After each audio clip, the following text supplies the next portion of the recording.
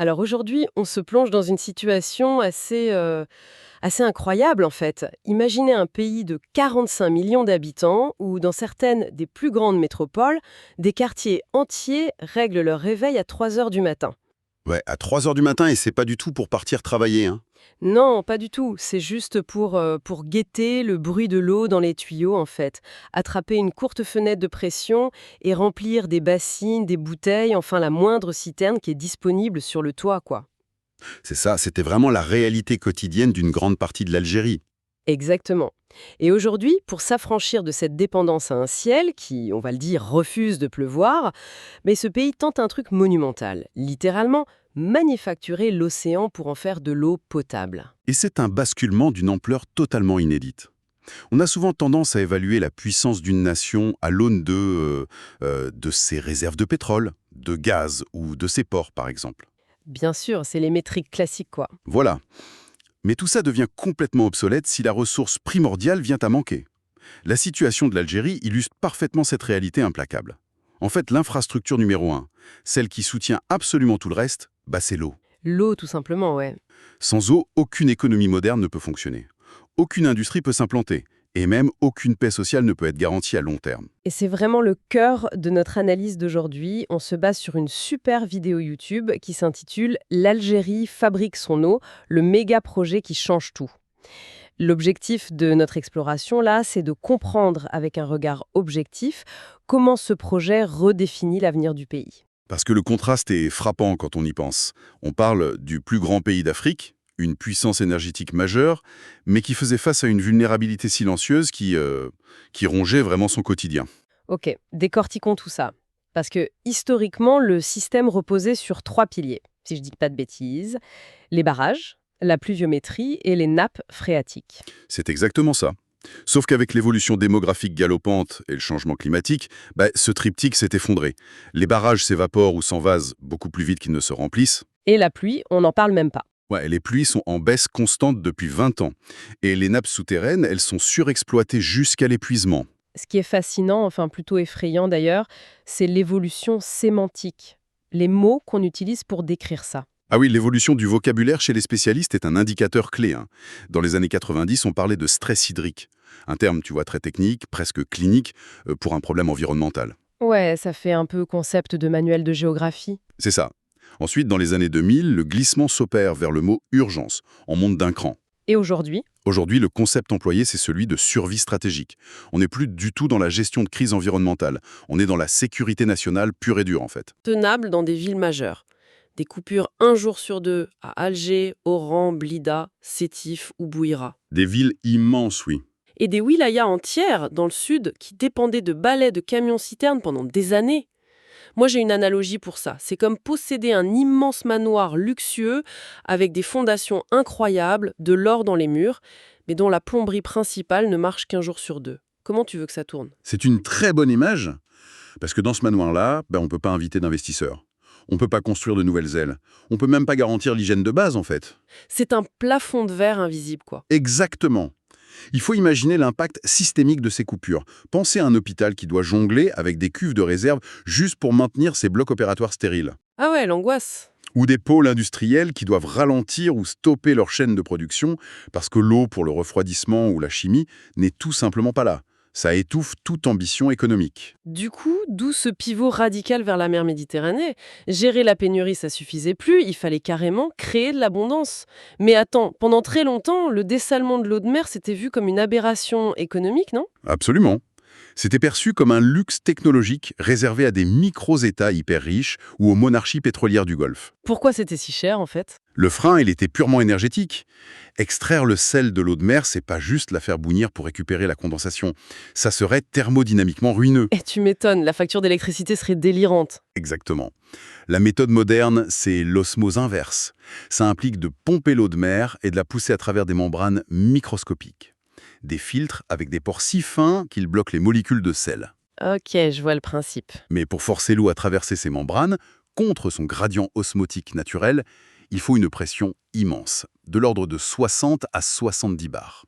Et générer cette pression, ça nécessitait des quantités astronomiques d'électricité. Ce qui explique pourquoi le mètre cube était hors de prix avant. Mais la technologie a évolué, c'est ça? Voilà, la courbe d'apprentissage a été spectaculaire. Les nouvelles membranes sont beaucoup plus perméables, tout en filtrant mieux. Mais surtout, il y a cette innovation géniale des systèmes de récupération d'énergie. Ah! Comment ça marche? En gros, l'eau très concentrée en sel, qui est rejetée sous haute pression à la fin du processus, elle est utilisée pour faire tourner des turbines.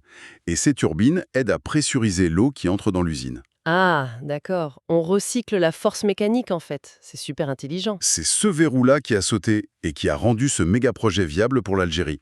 On assiste donc à la construction d'une chaîne ininterrompue d'usines colossales le long des 1200 km de côte. Des complexes qui tournent 24 heures sur 24? 7 jours sur 7, oui.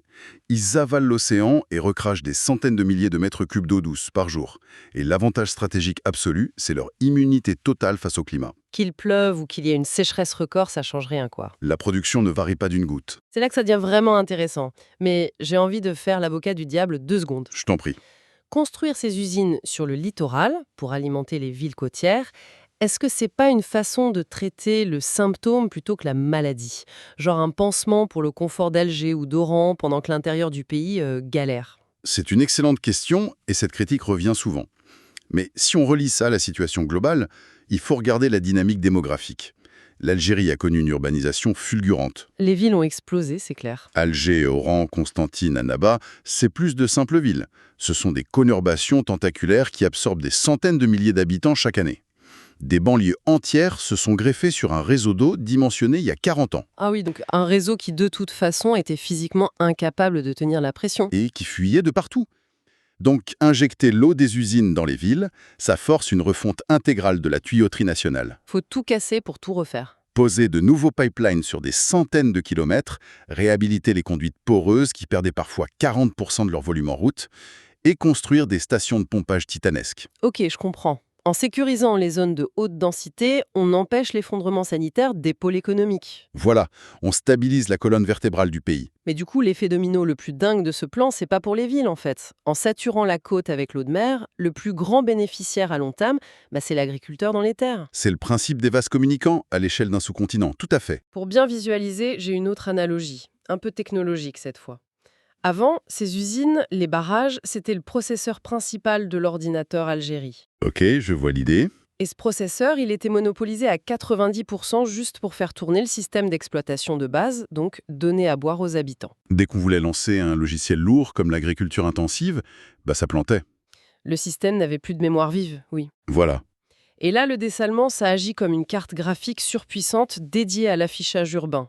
Du coup, toute l'eau douce naturelle des barrages, elle est libérée. Elle n'a plus besoin d'être pompée vers la côte, elle est redirigée vers sa destination la plus productive, c'est-à-dire l'irrigation des hauts plateaux et des plaines agricoles. Et ça débloque un potentiel mais monumental. Avant, comment tu voulais qu'un agriculteur investisse dans des tracteurs ou demande un prêt si sa récolte de blé risquait d'être grillée par 2 mois de sécheresse? Le risque hydrique empêchait toute projection, c'est clair. Mais là, en sécurisant l'irrigation, on change le profil de risque. On peut augmenter les surfaces cultivables, le maraîchage, sans vider les nappes fossiles. Et ça soulève une question cruciale qui touche au cœur de la géopolitique moderne. C'est la souveraineté alimentaire. C'est le nerf de la guerre, hein. Remplir ses propres silos de blé, sécuriser ses denrées de base, c'est réduire mathématiquement sa dépendance aux importations et surtout aux fluctuations des marchés mondiaux. Surtout avec ce qu'on a vu récemment avec la mer Noire ou les blocages logistiques. Les prix du pain explosent super vite. Exactement. Contrôler son eau, c'est contrôler son alimentation. Et sécuriser son alimentation, c'est garantir la paix sociale face à l'inflation importée. C'est tellement systémique. Et au-delà de l'agriculture, cet approvisionnement garanti, ça déverrouille aussi l'industrie, non? Ah, complètement. Prenez l'industrie textile, par exemple. C'est extrêmement gourmand en eau pour la teinture, le traitement des tissus, ou même l'industrie pharmaceutique et agroalimentaire. Ils peuvent enfin planifier des extensions d'usines sereinement. Ils savent désormais que l'accès à l'eau sera plus un facteur limitant, ce qui nous amène à la transformation socio-économique directe du projet. Les emplois créés par ces méga-usines. Oui, parce qu'une station de dessalement, c'est pas juste un bloc de béton inerte sur la plage, c'est un micro-écosystème. Faire tourner l'osmose inverse à cette échelle requiert une expertise ultra pointue. On parle d'ingénieurs en hydraulique, de chimistes pour traiter l'eau avant et après filtration, de spécialistes de la maintenance. C'est des emplois très qualifiés. Et autour de ça, il y a une galaxie d'activités indirectes. Une usine qui tourne en continu a besoin de pièces de rechange, de logistique, de sécurité. Ça stimule tout un tissu de PME locales. Donc on crée de véritables pôles de compétences locaux. Les jeunes ingénieurs ont des débouchés directs sur leur territoire. Ils acquièrent un savoir-faire sur des technologies de pointe qu'ils pourront même exporter à terme. Alors quand on prend du recul sur tout ça, les usines sur la côte, les nouveaux tuyaux, les champs qui verdissent, on comprend que c'est bien plus profond que de construire une autoroute ou un port. Qu'est-ce que ça signifie globalement sur la scène internationale? Ça signifie que le pays change de catégorie. Il rejoint le paradigme de nations comme l'Arabie saoudite ou les Émirats, qui ont compris que l'eau devait devenir une certitude manufacturée.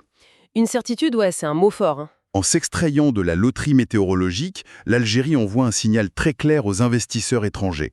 Le message, c'est notre pays est résilient, nos infrastructures sont immunisées contre le risque climatique. C'est une bascule mentale énorme en fait. On passe d'une posture passive où on subit la pénurie en espérant qu'il pleuve, à une posture hyperactive où on fabrique sa propre ressource vitale. L'eau n'est plus un don du ciel, c'est un produit qu'on maîtrise. Et cette maîtrise, elle pose les jalons d'un futur fascinant. Ça amène une vraie réflexion inédite pour l'ensemble de la région. Je t'écoute. Si l'eau potable devient une ressource fabricable à volonté, et virtuellement infinie pour ceux qui ont ces mégastructures sur leurs côtes, comment ça va redessiner les équilibres géopolitiques? Ah oui, dans le bassin méditerranéen. Voilà, un bassin soumis à des stress climatiques sévères partagés par tous. Le fait de posséder ce bouclier technologique face à des voisins qui n'ont peut-être pas la même capacité d'investissement, ça va inévitablement créer de nouveaux équilibres diplomatiques dans les décennies à venir. C'est vertigineux comme perspective. Celui qui détient l'usine détient bien plus que de l'eau en fait. Il détient la clé de l'autonomie régionale. Exactement. C'est fou de se dire que derrière des concepts complexes de filtration, c'est toute la société qui se redéfinit. En tout cas, merci pour ces éclairages qui permettent de vraiment saisir les enjeux de ce méga projet. À tous ceux qui nous écoutent, gardez toujours cet esprit critique et cette curiosité face aux grands défis technologiques de notre époque. On se retrouve très vite pour une prochaine plongée passionnante.